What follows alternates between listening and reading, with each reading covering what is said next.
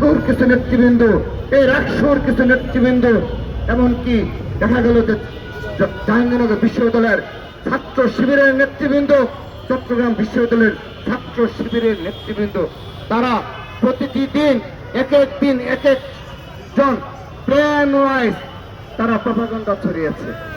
সর্বশেষ গতকাল উসমান হাদির, শহীদ উসমান হাদির কবর নিয়ে তারা এখানে প্রপাগান্ডা চালালো।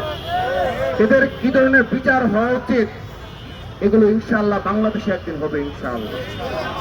আপনারা দেখেছেন বিদেশে কয়েকজন তাদের গুরু রয়েছে, এই বিশেষ ধর্মান্ধ গোষ্ঠীর কয়েকজন গুরু বিদেশে বসবাস করে, তাদের প্ররোচনায় প্রথম আলো এবং ডেইলি স্টারে মব ক্রিয়েট করা হয়েছে। বাংলাদেশে বিভিন্ন জেলায় হামলা চালানো হয়েছে। তো আমরা জেনেছিলাম উসমান হাদির এই জানাজা নামাজকে কেন্দ্র করে একটি বিশেষ গোষ্ঠী একটা ছক কষেছিল, কিন্তু তার 2 দিন যাবৎ সাধারণ জনগণের মনোভাব বুঝে, ছাত্র সমাজের মনোভাব বুঝে তাদের সেই ষড়যন্ত্র বেঁচতে গেছে। তারা সেই দুঃসাহস করেনি, তারা সেই প্রপাগান্ডা অব্যাহত প্রপাগান্ডা এবং এর মাধ্যমেও তারা সফল হয়নি। আমরা তাদেরকে জানাই, তাদের পরিণত কখনো সুখকর হবে না, তারা বিচারের আওতায় অবশ্যই নিয়ে আসতে হবে। তাদেরকে শুধুমাত্র ওই নেতা কর্তৃপক্ষ ব্যবস্থা নিয়েছে তাতেই হবে না। যারা বাংলাদেশের স্থিতিশীলতা, বাংলাদেশের স্বাধীনতা সার্বভৌমত্বের জন্য হুমকি স্বরূপ, তাদের সবাইকে বিচারের আওতায় নিয়ে আসতে হবে।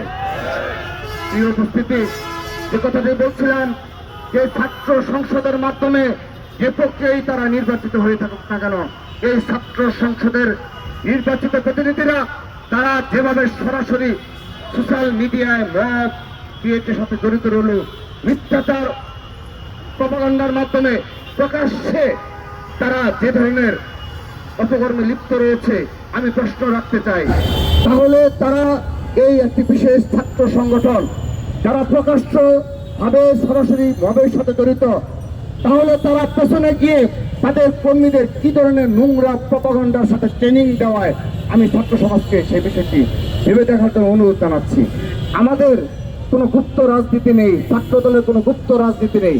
তাদের গুপ্ত রাজনীতি রয়েছে, তারা প্রকাশ্যে মব কালচারের সাথে জড়িত, তারা প্রকাশ্যে বিভক্তিমূলক প্রপাগান্ডা মিথ্যাচারের রাজনীতির সাথে জড়িত, এবং উসমান হাদির এই হত্যাকাণ্ডকে কেন্দ্র করে তারা প্রতিটি ক্যাম্পাসে তার প্রমাণ দিয়েছে।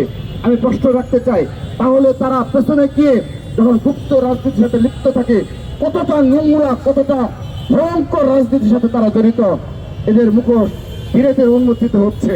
আমি একটি কথা বলে আমি আমার বক্তব্য শেষ করছি। একটি সময় ছিল 5 আগস্টের পরপরই আমাদের বলা হয়েছিল 0% কন্ট্রিবিউশন, 100% সেলিব্রেশন। 142 জন নেতা কর্মী সমর্থক যে ছাত্র সংগঠনের শহীদ হয়েছে, সেই মুনাফেকরা আমাদেরকে বলেছিল 0% কন্ট্রিবিউশন।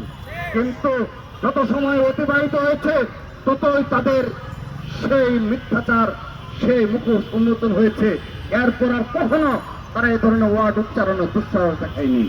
প্রিয় উপস্থিতি, যতদিন যাচ্ছে ততদিন যারা বলেছিল ক্যাম্পাসে নাকি তারা লেজুর ভিত্তিক ছাত্র রাজনীতি চায় না, তারা বলেছিল ছাত্র রাজনীতি চায় না, অনেক ক্যাম্পাসে তারা সে মব ক্রিয়েট করেছে। কিন্তু পরবর্তীতে দেখা গেল বাংলাদেশের শ্রেষ্ঠ লেজুর ভিত্তিক ছাত্র সংগঠন হিসেবে তারা আবির্ভূত হয়েছে, বাংলাদেশের শ্রেষ্ঠ মুনাফেক হিসাবে তারা আবির্ভূত হয়েছে। শুধু তাই নয়, হাজার সংগঠন থেকেও তারা সবচেয়ে বেশি দাঁড়িপাল্লার পক্ষে ভোট চেয়ে বেড়াচ্ছে।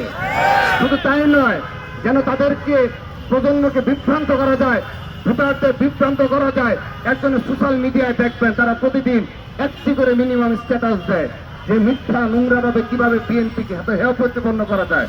আল্লাহর রহমতে, অশেষ রহমতে যতদিন যাচ্ছে ততদিন তাদের মুখোশ উন্মোচন হচ্ছে।